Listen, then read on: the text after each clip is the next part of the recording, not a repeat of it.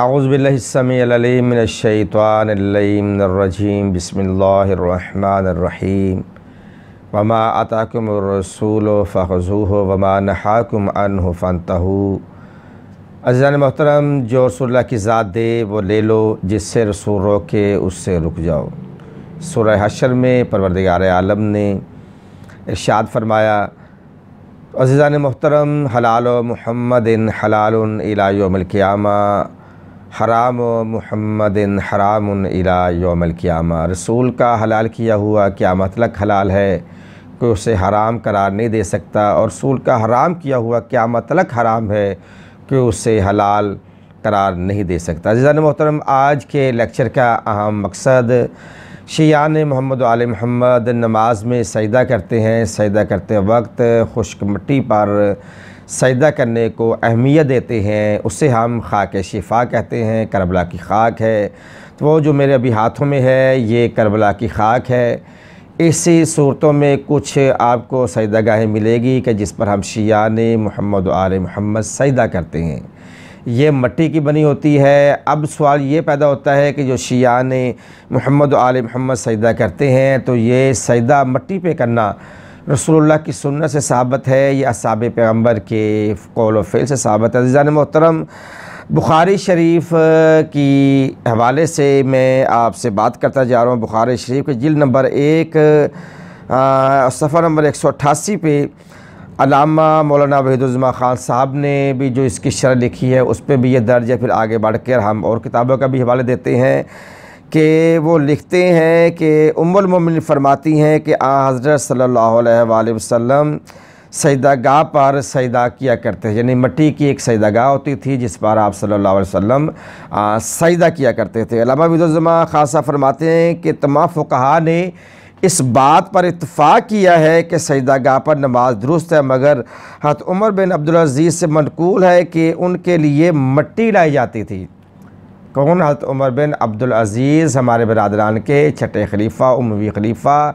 ये वो है कि जब नमाज का वक्त आता तो इसके लिए मिट्टी लेकर लोग आते थे, मिट्टी पर वो सजदा करते थे। इनके छठे खलीफा, जिसके उमर सानी के लक़ब से भी जाना जाता है, सानी उमर, जब भी नमाज़ पढ़ते थे मिट्टी पर सजदा करते थे। पता चला सिर्फ शियान मोहम्मद आले मोहम्मद के यहाँ मिट्टी पर सजदा जायज़ नहीं, बल्कि हमारे बरादरान की तरफ से भी मिट्टी पर सजदा करना जायज़ है। और उनके खुलफा में से उमर बिन अब्दुल अज़ीज़ मिट्टी पर सजदा करते थे। और हम थोड़ा सा आगे बढ़ते हैं।